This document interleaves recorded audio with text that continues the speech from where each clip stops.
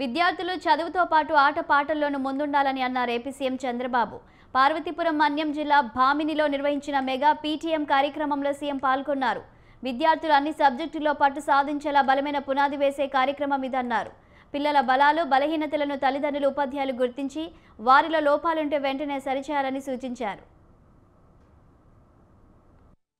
మనందరం కూడా గుర్తుపెట్టుకోవాల్సింది, ప్రజల్ని ఆస్తిగా తీసుకోవాల్సిన అవసరం ఉంది. ప్రపంచంలో అన్ని దేశాల్లో జనాభా తగ్గిపోయే పరిస్థితి, ఏజింగ్ ప్రాబ్లం పెరిగే పరిస్థితి వచ్చినప్పుడు భవిష్యత్తులో పిల్లలు ఎక్కువ ఉండే దేశం, అదే మరి యంగ్ ఎనర్జెటిక్ గా పనిచేసే దేశం భారతదేశం అవుతుంది. వాళ్ళు గాని తీర్చిదిద్దితే నాకే ఆశ్చర్యం వేసింది. ఇప్పుడు అక్కడ పోయినప్పుడు లోపాలు చూశాను, వాళ్ళ నాలెడ్జ్ చూశాను. వాళ్ళ దగ్గర నేను నేర్చుకునే రోజు తొందరలో వస్తుందని నా భావన. అంత నాలెడ్జ్ మన పిల్లలకు ఉంది. వీళ్ళకి గాని సానబెడితే ప్రపంచాన్నే శాసిస్తారని కూడా నేను మీకు తెలియజేస్తున్నా. ఈసారి మెగా పీటీఎం లక్ష్యం ఫౌండేషనల్ లిటరసీ న్యూమరసీ, FLN అంటే ఏదో చదివేశాం పై తరగతికి అప్గ్రేడ్ అయిపోయాం అన్నట్టుగా కాకుండా అన్ని సబ్జెక్టులో బేసిక్ పట్టు సాధించేలా బలమైన పునాదేసే కార్యక్రమం ఇది.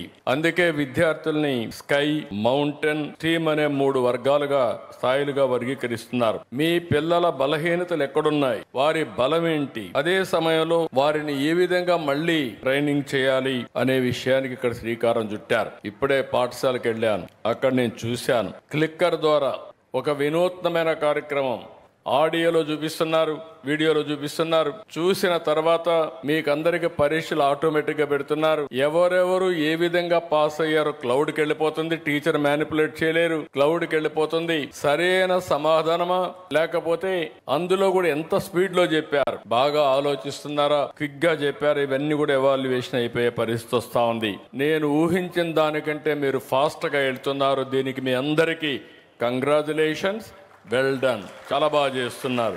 దీనివల్ల ఇప్పుడు మీరు చూస్తే అక్కడ ABCD, ఎస్ నో అనే అన్ని కూడా ఉంటాయి. పిల్లలు ఎప్పటికప్పుడు దాన్ని క్లిక్ చేసే పరిస్థితికి వచ్చారు.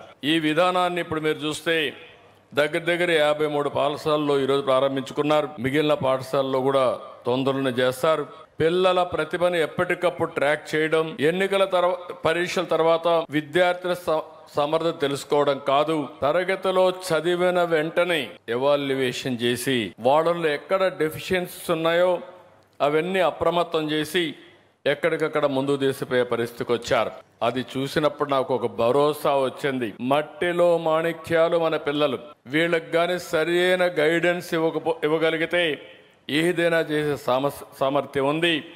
దానికి ఇది అనువైన మార్గం అని చెప్పి కూడా నేను మీకు తెలియజేస్తున్నా. ఈరోజు మనందరం కూడా గుర్తుపెట్టుకో.